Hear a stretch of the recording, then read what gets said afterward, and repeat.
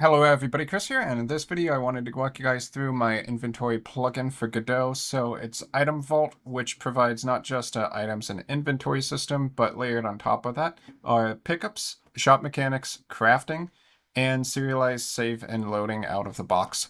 So in the first demo here, we have pickup to inventory. It's a 2D scene. There are pickups on the ground, so we walk into them, and then those get added to the inventory for the character. So that's pretty straightforward. And let's just jump straight into the second scene. So in the second demo, we can open a chest, which will spawn drops off of a drop table. And then we can pick those up into the inventory. And by the way, if you're wondering, this is actually the evolution of the item drops plugin. So if you happened to try that plugin from me out, this is just the new version where instead of just having pickups and drops and no inventory system, it's all integrated. So you saw there that I was able to open the chest, the items drop and spawn onto the ground, and we can walk forward and pick them up using the area 3Ds for those pickup items. So you can see how this is all kind of integrated together through the items backend and the inventory. So the third demo, chest, we can open this. Drop tables were one of the key features before for item drops, of course. So we can open the chest and we get random loot based on that. So it's odds based, and those will go collected into the inventory. So we can random this a few times. When we hit wood, it's always ×5, but when it's an iron bar, it'll be 1 to 3 of those at one time. And we can see the events logging here. So in Godot, there's a bunch of signals, and you can connect to those to trigger your own game logic. So these are custom signals for the plugin itself. So in the shop buyback demo, we have inventory and a shop with a buy tab and a buyback tab. So if I sell something to the store, you can see we get 2 gold back. And then in the buyback tab, we can transfer that back to the inventory for the original price. So literally buying it back for the same amount.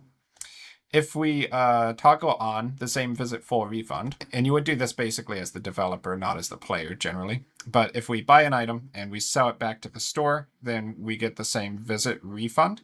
Or if you want to be a little harsher with the mechanics, we turn that off. And then as soon as you buy an item and you sell it back, you only get the half price or whatever you configure your ratio to. So we can buy items. We have a gold counter. So the inventory items are wrapped in item stacks that live within item containers, and an inventory is the top level. So if you've ever played an MMO, like obvious example, World of Warcraft, it's kind of that sort of scenario. And then the currency wallet is separate, living inside of the inventory, but it's separate from the item stacks. It's just a currency number. So that's pretty much it for the shop buyback number. So you can have basic shopping mechanics out of the box. Transfer between inventories, so I can drag and drop from one player's inventory into another or back. I can left click and have it selected, and then if I click on the other player's inventory, it transfers. And then shift click, we can have a pop-up for how much we want to transfer. So we could transfer a half stack and then ready for transfer, pop it in there, and we only have half of the stack transfer over here.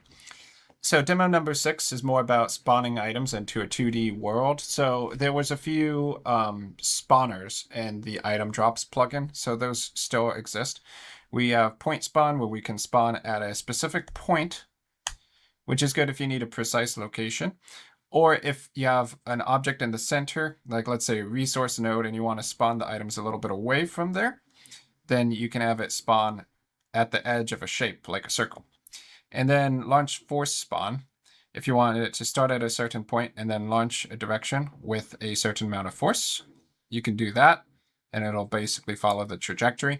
So those are just sample spawners that you have out of the box with the plugin. And when it spawns these are being spawned as pickups that have a reference to the item resource. So it's all Godot integrated. Demo number 7, we have serializing of JSON data. So that's one way you can store your save file data. So we have in memory these 2 items in our inventory. We serialize, which puts it in this JSON format, and then you would just save that to a file using Godot's API. And if we clear the memory here, then, okay, now we'd have no inventory, so to speak, but we can restore it from the JSON file and pop it back into memory. And that's basically saving and loading. The idea here is just that it provides this format where you have the item ID, the amount, and you can save those to a file, and then that would become part of your saving and loading. And then lastly, we have a crafting bench. So recipes over here, we can click on the recipe, hit craft. The items get deducted from our inventory, go into the crafting output, and we can bring those back to the inventory. So we successfully crafted one potion and it goes back there.